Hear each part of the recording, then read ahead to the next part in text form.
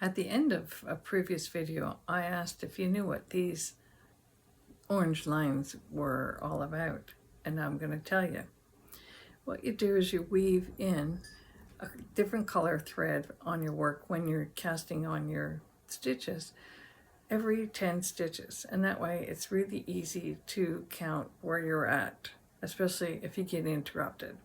It's a lot easier than using the stitch markers that we have, even though it's kind of easy to put these on. But I've just found this method very handy.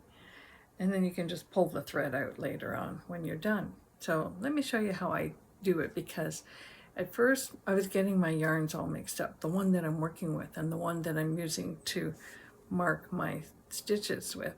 I'll show you how I did it.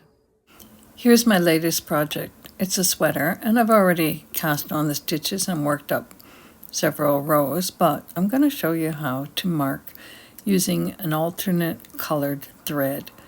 So for illustrative purposes, I'm only going to knit 5 stitches and then put the color thread through.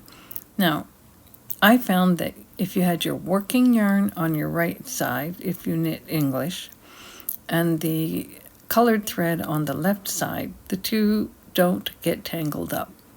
So it's really simple. You take that extra colored thread and you just lay it over the stitches and continue knitting. So 1, 2, 3, 4, 5. I know you can count.